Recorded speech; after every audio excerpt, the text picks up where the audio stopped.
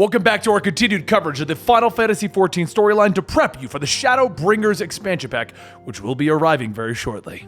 If you're like many of the people that I know, you joined this game recently and perhaps don't know the entire storyline using a job skip potion or a story skip potion, or maybe you're like me and have been playing it forever. So I'm here to help you recap the previous storylines so that you understand what is going on with the storyline as a whole in a quick condensed version. If you're wondering where you are, our channel is known as Comicstorian, and we create audio dramas, giving you quick, condensed versions of the lore to your favorite video games, comic books, and movies right here, allowing you to keep up to date with your favorite pop culture element so that you can just enjoy it. And if you want to know how we got here, the first two videos are linked down below. Let's kick off the Heavensward expansion pack.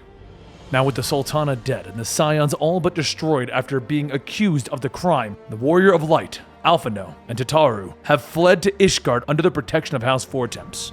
Once there, the warrior repays Lord Edmund de Fortemps' help by aiding both of his sons. The lazy Madeleine plans to use the hero's deeds to further his own goals and position throughout the city, but is instead kidnapped by the bird tribe, the Vanu Vanu. Luckily, the Warrior of Light is able to rescue him. The other son, Artoriel, is loyal and duty-bound to Ishgard and mistrustful of outsiders. The warrior is tasked with aiding him in rebuilding the fortress known as the Sky Nest. During this operation, the hero once again comes in contact with Lady Iceheart, traveling with a group of heretics that are hunted by the forces of Ishgard. While she was once their enemy, Lady Iceheart now seems saddened by the loss of what happened during the last conflict. It is in her conversation with Midgardsormr, now disguised as a small drake traveling with the Warrior of Light, that she reveals that her true goal is to end the wars and hatred that have plagued their histories, to at last bring peace between Ishgard and the Dravanians. After completing their mission for Artoriel, the warrior once again returns to Ishgard, where they are greeted with the news that their companions have been accused of heresy by the Archbishop's honor guard, the knights known as the Heavensward. Not willing to let Alphinaud and Tataru be accused of something they didn't do, the Warrior of Light steps in as their champion in a trial by combat. While the fight is fierce, the hero is triumphant and once victorious. The Scions are brought to meet with the Archbishop himself, Thoradin VII, who holds the highest political authority within the city of Ishgard. He reveals that he accepted the Ascians' aid in the war, but he plans on betraying them once he learns the secrets of their powers. Later, word comes to the Scions that Raban has survived the coup within Ul'dah and is set to be executed. Not willing to let their former ally die, the Scions devise a rescue attempt. After Raban is freed, the warrior escapes to the Waking Sands, the former headquarters of the Scions. It is there that they meet Dulala, a member of the syndicate that now rules Ul'dah. Dulala informs the warrior that the syndicate learned of the former syndicate members' plans to assassinate the Sultana, and managed to switch the poison for a sleeping drug before the plan could be carried out. Lord Lolorito used this assassination attempt to get rid of both the former syndicate member and the Warrior of Light in one move. Unfortunately, this happy news does not last long, as the Scions hear news that the Dravanian horde is once again mobilizing to resume their war against Ishgard. Alphinaud believes that the only way to broker peace between the Ishgardians and the Dravanians is through Lady Iceheart, and he and the Warrior of Light decide to seek her out once more. A Stygian wormblood known as the Azure Dragoon, and the greatest hero of Ishgard, has returned to aid his people in their time of need and push back the dragons. Once he arrives, he offers to join Alphinaud and the Warrior of Light. Once the party finds Lady Iceheart, she reveals to them that Nidhogg, one of the 7 great dragons, once again leads the Dravanian armies. She also reveals the truth of her past. Her true name is Yazel, yet she became Lady Iceheart when she communed with Saint Shiva, the woman who loved Reisvelga, the great dragon. It was through this love that the mortal races and dragons lived in peace for hundreds of years. Yet the Elzen grew jealous of the power of the dragons and sought to steal the source of Nidhogg's power, his eye. This is the beginning of the Dragon Song War. Hoping to return peace between the mortals and the dragons, Lady Iceheart agrees to bring the party to speak with Reisvelga. Upon meeting the great dragon, they discover that he is a tired old servant. Reisvelga turns away from Lady Iceheart, knowing that she is not his lost love reincarnated, but merely a shadow of her memory.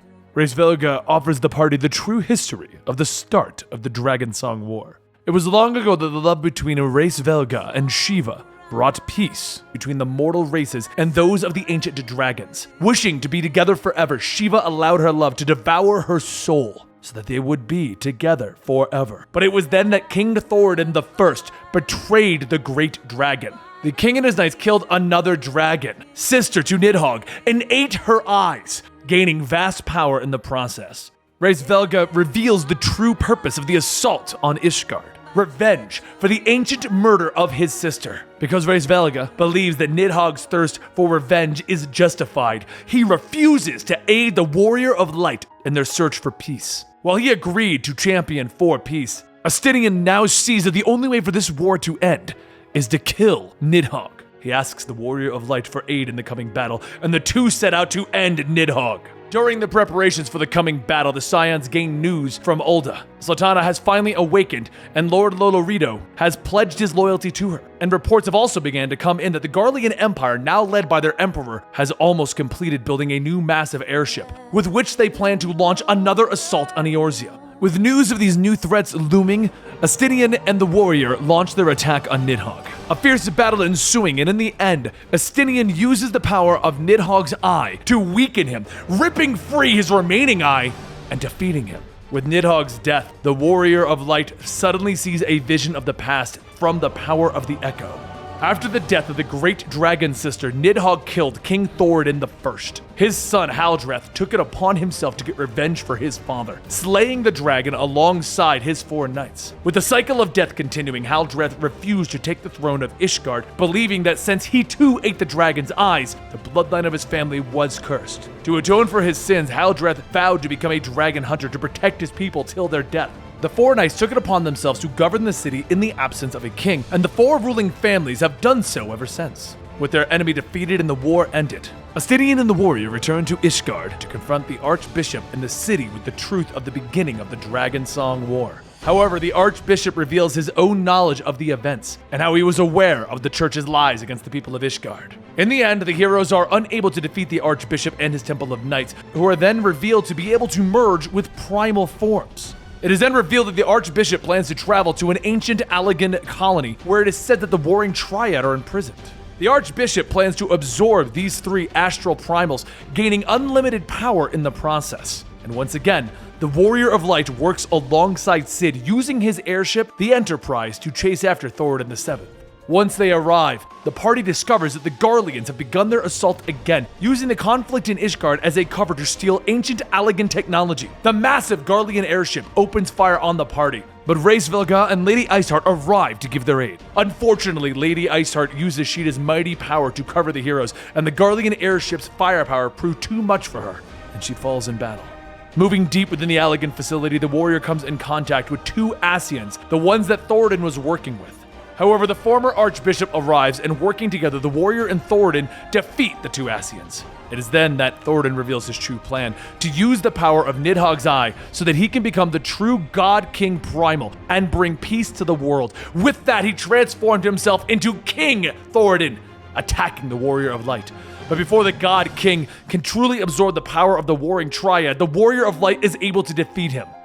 With the God King defeated, Estinian chooses to seal away the power of Nidhogg's eye, so that it will never be used for evil again. Yet the rage that once coursed through Nidhogg proves too strong for the Dragoon, and he is transformed. Once again, the great dragon walks amongst the mortal realm, his wings beating the air as he sets forth to build his new mighty horde. His anger and revenge once again set loose on the world. But with the semblance of a victory, the Warrior of Light and his allies return to Ishgard, where they are greeted by Sir Emric, who is revealed to be Thoradin's illegitimate son. Sir Emric then takes control of the city as the temporary ruler, and decides that it is time for Ishgard to join the Eorzean Alliance.